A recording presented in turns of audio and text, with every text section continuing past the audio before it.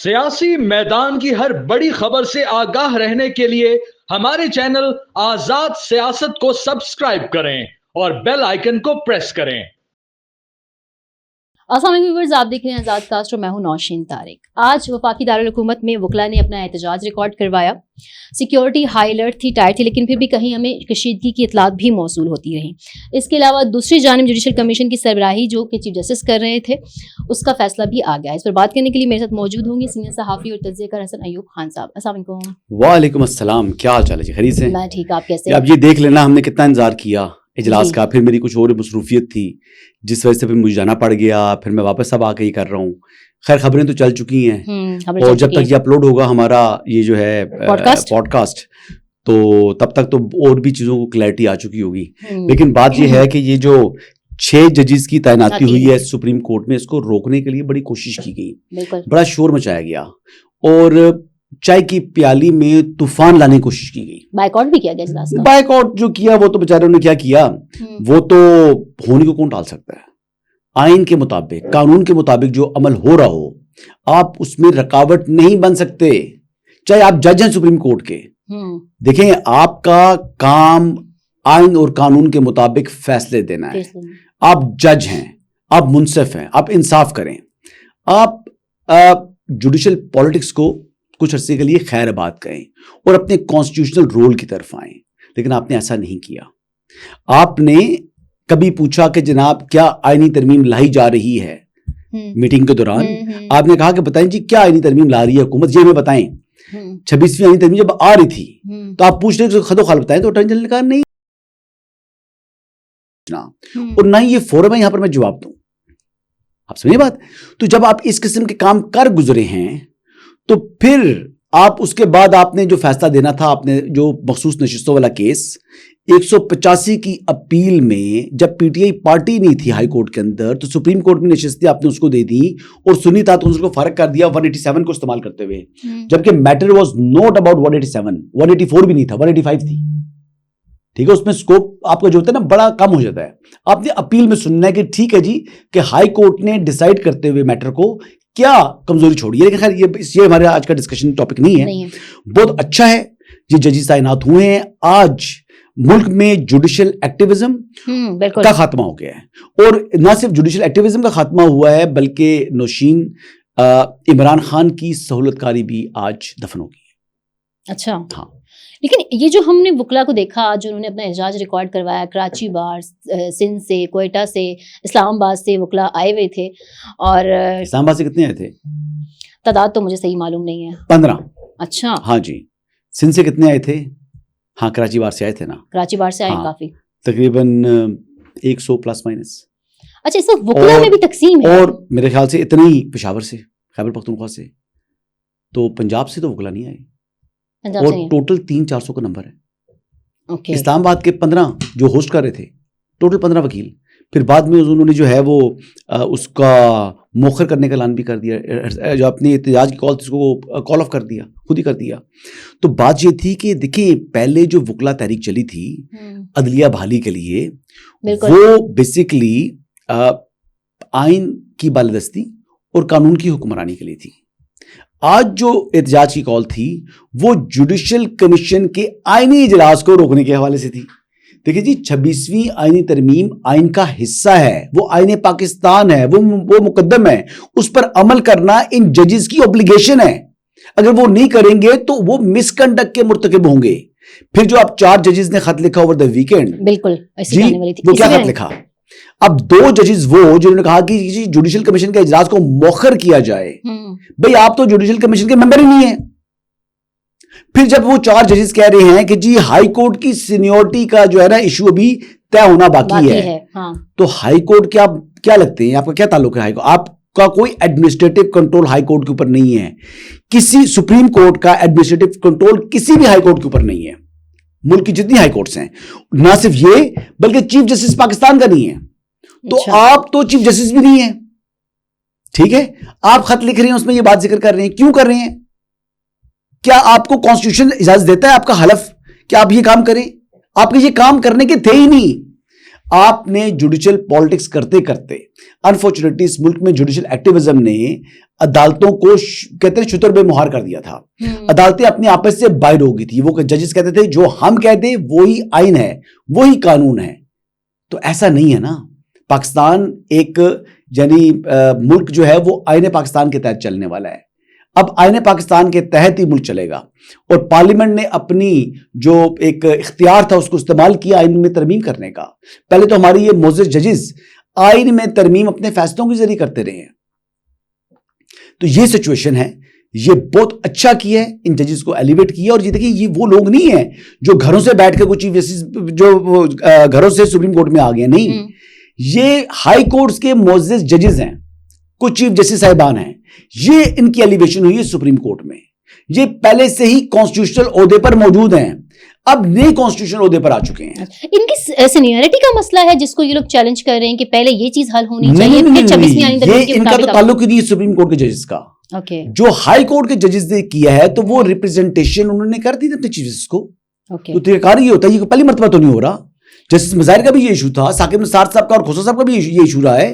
اور پھر الٹیمیٹلی جو ریمیڈی نہیں ہے وہاں سے اگر ہوتی ہے, آپ کے ہائی کورٹ کا ایک بندے کے حق میں ڈیسائیڈ کرتے ہیں, دوسرے کے خلاف ہوتا ہے, تو جس کے خلاف ہو اس کے پاس لیگل رائٹ موجود ہے. وہ سپریم کورٹ میں بھی 184(3) میں آ سکتا ہے, وہ پریزیڈنٹ کو بھیج سکتا ہے, اپیل میں جا سکتا ہے میرے خیال سے. تو یہ تمام کے تمام پروسیجرز گیون ہیں, یہ کوئی انہونی نہیں ہو رہی. لیکن پتہ نہیں خط کیوں لکھ رہے ہیں. انسان کی عزت جتنے بڑے مرتبے پر ہوتا ہے اس کو اتنا ہی اپنے ایکشنز کے حوالے سے کیئرفل ہونا چاہیے. انہیں اتنے کیجول موڈ کے اندر لکھنا شروع کر دیا اپنے خطوط. کبھی آپ اچھا دیکھیں نا 26ویں آئینی ترمیم کا فیصلہ جو ہے نا وہ مخصوص نشستوں والے دے چکے تھے. انہوں نے وضاحت دی ایک, ٹھیک ہے جی دے دی. جب کیس ڈسپوز آف ہو چکا ہے, ڈیٹیل ریزننگ آ چکی ہے, سب کچھ آ چکی ہے, پھر دوسری وضاحت جاری کی. کبھی دوسری وضاحت کی مثال سنی کسی ملک میں؟ نہیں. اچھا کہتے ہیں جی کہ ٹرانسفر کے وقت جو ہے وہ جج کا نیا آؤٹ ہونا چاہیے ہائی کورٹ کی اگر بات کریں تو کون سی دنیا میں کون سے ملک میں ہائی کورٹ کا جو ہے وہ جج جب ٹرانسفر ہو کر آتا ہے تو فریش اوتھ لیتا ہے؟ جج جس دن کانسٹیٹیوشنل عہدے پر بیٹھا کسی بھی ہائی کورٹ میں 194 کے تحت اس نے حلف لے لیا, ٹھیک ہے, جو اس ہائی کورٹ کا لیا, ٹھیک ہے, اس ہائی کورٹ کا لیا. لیکن ہائی کورٹ بھی جو ہے وہ کانسٹیٹیوشنل کورٹ ہے, اس کو پاورز کانسٹیٹیوشن پاکستان دیتا ہے. وہ 199 کے تحت جو ہے نا وہ اپنی جوریسڈکشن پورے ملک تک لے کے پھیلاتی رہی ہے. وفاقی جو کئی جو ہوتے ہیں محکمے ان کو اس کام کے اوپر عمل کرنے سے پورے ملک میں روک دیتے ہیں. وہ کرتے رہے ہیں نا, کتنی جگہ ہوا کہ کسی ملک میں کسی حصے میں گرفتار نہیں کیا جائے گا اس کو, فلاں بندے کو, کہتی ہے کہ دفعہ ہائی کورٹ یہ بول دیتی ہے. تو یہ چیزیں ہوتی رہی نا. تو ابھی میرے خیال سے اچھی بات یہ ہے کہ ایک جب آنے والے دنوں میں جو ہونے جا رہا ہے, پہلی بات تو یہ ہے کہ جی ایک تو لوگوں کے جو مقدمات ہیں ان کی ڈسپوزل نئی بینچز آ جائیں گے سپریم کورٹ میں, اور ہائی کورٹس کے اندر نئی ججز آ گئے نا, تو کیسز کو نمٹانے کی رفتار تیز ہوگی, ایک بات. دوسرا یہ ہوگا کہ آنے والے دنوں میں جو میں آپ کو دیکھ رہا ہوں, فورسی کر رہا ہوں کہ کچھ اکاؤنٹیبلٹی کی طرف اب میٹر جائے گا. جس نے سیاہ کو سفید کہا اور سفید کو سیاہ کہا, accountability across the board, across the board judiciary میں, ہائی جوڈیشری میں ہوگی. سپریم جوڈیشل کونسل جو میری اپنی انفارمیشن ہے اور کچھ اسیسمنٹ ہے, 100% کچھ اسیسمنٹ ہے, اس کے تحت جو ہے وہ اس نے ایکٹیو ہونا ہے. بہت سے لوگ ایسے جن کے مقدمات, جن کے خلاف کمپلینٹس سپریم جوڈیشل کونسل میں پینڈنگ ہیں, ان کو ڈسپوز آف کیا جائے گا. ادھر ویز اگر تو جج کے خلاف شکایت درست ہے تو پھر اس کا کانسیکوینس جج کے اوپر آئے گا, اور اگر غلط ہے تو ان کمپلینٹس کو جو ہے وہ خارج کر دیا جائے گا. تو یہ میٹر جو ہے وہ ہوگا, اور اس میں ہمارے معززین کافی کچھ آئیں گے اس زد میں, اچھا, جن کے آلریڈی ہاتھ کافی چیزوں سے رنگے ہوئے ہیں. جب آپ کے ہاتھ رنگے ہوئے ہوں نا تو پھر آپ کا بھی احتساب ہونا چاہیے, آپ بھی قابل احتساب ہونے چاہیے. لیکن ججز کے احتساب کا ایک ہی یونیک فورم ہے, وہ ہے سپریم جوڈیشل کونسل, جو کہ آرٹیکل 209 کے تحت جو ہے نا وہ ورک کرتا ہے. جی ٹھیک ہے. اچھا یہ بتائیے, جو وکلا احتجاج کی جو تحریک ہے 26ویں آئین ترمیم کی اور ججز کی تعینات, اس کا کیا فیوچر دیکھ رہے ہیں؟ کون سی تحریک؟ آپ کہتے ہیں کہ بہت کم تعداد میں لوگ آ جائے, مطلب پنجاب تھے بھی نہیں, 400 کے قریب. ہاں, لیکن بہت سے ہم نے میڈیا پہ دیکھا کہ ان کا یہ کہنا ہے کہ ڈویژن بہرحال موجود ہے وکلا میں, لیکن بڑی تعداد اس کے خلاف ہے. دیکھیں, پاکستان کی جو وکلا کی سب سے بڑی نمائندہ تنظیم ہے وہ ایک پاکستان بار کونسل ہے, سپریم کورٹ بار ایسوسی ایشن ہے. جب وہ ساتھ نہیں تھے, ٹھیک ہے, تو پلے کیا شاعر رہ گئی آپ کے, ختم ہو گیا نا کام. نہیں تھا, آج احتجاج نہیں تھا. دیکھیں وکلا جو ہیں انہوں نے نکلتے, اگر آئین کی خلاف ورزی کر رہا ہوتا یہ جوڈیشل کمیشن, کوئی ایسا کام ہو رہا ہوتا جو ماورائے آئین اور ماورائے قانون ہوتا, یہ کچھ ہمارے معززین نے, ججز نے, یعنی انہوں نے خود کہا تھا کہ وکیلوں کو کہ آپ یہ کریں. اچھا, یہ ان کے کہنے پر احتجاج ہوا ہے, یہ آرگینک نہیں تھا, یہ زبردستی کروایا گیا ہے. جب زبردستی کروایا گیا تو پھر ایسا ہی مرا ہوا احتجاج ہونا تھا. سمجھ بات آپ کو؟ میں تو اسلام آباد میں گھوم پھر رہا ہوں صبح سے, تو کوئی آپ نے بڑی رکاوٹ دیکھی یہاں کچھ جگہوں پر, یعنی ٹریفک کا فلو تھوڑا سلو تھا, جہاں پر چیک پوائنٹس تھے وہاں اس سائڈ پر تھوڑا سا ہوا, لیکن کیا ہوا, باقی تو پوری نارمل لائف تھی. بچے اسکولوں میں آرام سے نکلے ہیں, گھر گئے ہیں, کوئی ایسے لوگ پہنچے بھی نہیں ہیں. لیکن جو ہوسٹ ہے 7,000 وکیل ہے اسلام آباد کے اندر, 7,000 لائرز ہیں, 15 آئے ہیں ٹوٹل. آپ بتائیں مجھے, ٹوٹل 15, اور جو وہ آئے تو پھر بھی ریاست علی آزاد صاحب نے آ کر کال آف کر دیا. تو یہ چیزیں نا, تو یہ کیا موقف نہیں تھا ان کے پاس, بات کرنے کو تھا کچھ نہیں, میٹیریل نہیں تھا.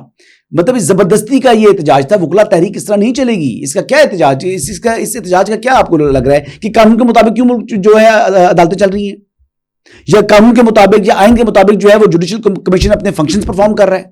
اس پر کون اعتراض کر سکتا ہے؟ تو کر سکتے کہ ملک کو آئین کے مطابق اگر چل رہا ہے تو اس پر میں اعتراض کر سکتا ہوں بینگ اے سٹیزن؟ نہیں, آئی کانٹ ڈو اٹ. اچھا, اب ہم بالکل ہمارے پاس تھوڑا سا ٹائم رہ گیا, تو ایک کوشچن میں نے پوچھنا ہے آپ سے, وہ یہ کہ ثوابی جلسے کے بعد جو کچھ رہنما ہیں وہ ٹاک شو میں یہ تاثر دیتے نظر آئے ہیں کہ ان کی جو ہے وہ اسٹیبلشمنٹ سے مذاکرات ہو رہے ہیں. کیا ایسی کوئی خبر آپ کے پاس ہے؟ یہ خواہش ہے جی.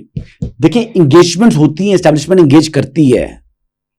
میں کہہ رہا تھا کہ میں کسی شو میں کہہ رہا تھا کہ جنید اکبر صاحب سے اگر رابطہ نہیں بھی ہے اسٹیبلشمنٹ کا تو کر لینا چاہیے, اور میرے خیال ابھی تک ہو چکا ہوگا. اچھا جی, آپ اکیلے آپریٹ نہیں کرتے ہوتے. جب آپ رہتے ہیں تو وہ میٹر یہ نہیں ہے کہ اسٹیبلشمنٹ کا رابطہ جنید اکبر سے کیوں ہوگا, کہ کیا وہ ان کو اپنے ساتھ ملانا چاہ رہی ہے. نہیں, کچھ ایسے ایشوز ہوتے ہیں جہاں ٹیررسٹ ایکٹیویٹیز ہوتی ہیں, کہ جو آپ کے دشمن ملک یہاں پر آپریٹ کر رہے ہوتے ہیں, بہت سے خطرات ہوتے ہیں. آپ نے اپنے سٹیزنز کو پروٹیکٹ کرنا ہوتا ہے. مطلب یہ سیاسی نوعیت کا رابطہ نہیں ہے, سیاسی بھی ہوتے ہیں. پھر جب بات چیت ہوتی ہے, رابطہ ہوتا ہے, تو پھر بیچ میں آپس میں باتیں ہوتی ہیں, وہ تو آپس میں ہو رہی ہوتی ہے نا. تو ہر ایک سے انگیجمنٹ ہے جی. مطلب جو رکن قومی اسمبلی ہے, جو کسی عہدے پر موجود ہے, جو پارلیمنٹیرین ہے, اس کے ساتھ ہوتی ہے انگیجمنٹ. تو میرے خیال کے مطابق انگیجمنٹ ہے. لیکن کیا عمران خان کی رہائی کے لیے ہے؟ جواب ہے نہیں. کیا رہا قرض کروا سکتی ہے اسٹیبلشمنٹ عمران خان کو؟ نہیں. کیا ارادہ ہے ان کا عمران خان کو رہا کرنے کا؟ نہیں. Big no, big no. اچھا, دوسرا خط بھی کھلا آ گیا ان کی طرف سے, اور میرے خیال سے وہ کہہ رہے ہیں کہ ایک اور خط بھی لکھوں گا. جتنے مرضی لو لیٹر لکھ لیں. عمران خان صاحب ڈالے کے چانسلر ہیں, چانسلر اپنی مدت پوری کریں گے. میں کئی دفعہ کہہ چکا ہوں, اور یہ میں آج کا نہیں کہہ رہا, میں عرصے سے کہہ رہا ہوں. اچھا, کئی دفعہ لوگ کہتے تھے کہ جی آپ کے جو ہے نا وہ تعصب ہے, آپ خلاف بات کرتے ہیں. تو میں نے کہا جی مجھے ایک بات بتا دیں کہ میں آپ کے حق میں کیا بات کروں. آپ دیکھیں نا کہ پریزیڈنٹ ٹرمپ جو ہے اس کے ساتھ ملاقات کے لیے نریندر مودی صاحب جا رہے ہیں.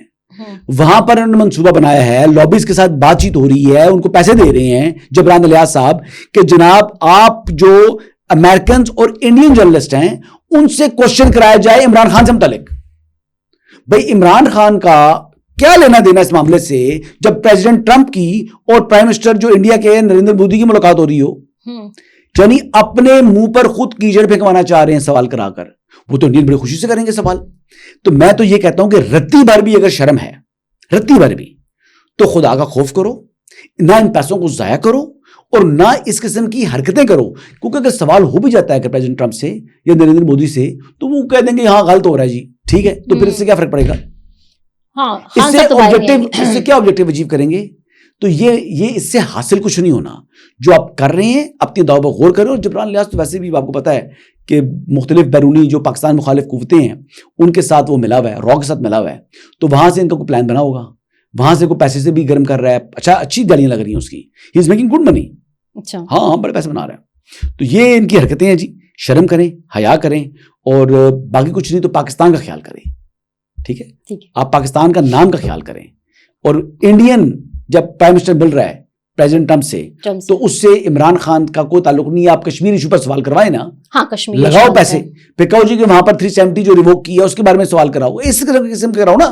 آپ نے پیسے لگانے ہی ہیں, دے رہے ہو لابیز کو, تو اس قسم کی چیزوں پر لگاؤ نہ کہ پیسے حرام کرا رہے ہو. اس کا حل پاکستان کے اندر ہی موجود ہے. Thank you very much. So viewers مزید انسائٹ تک ہمیں اجازت دیجیے. اللہ حافظ.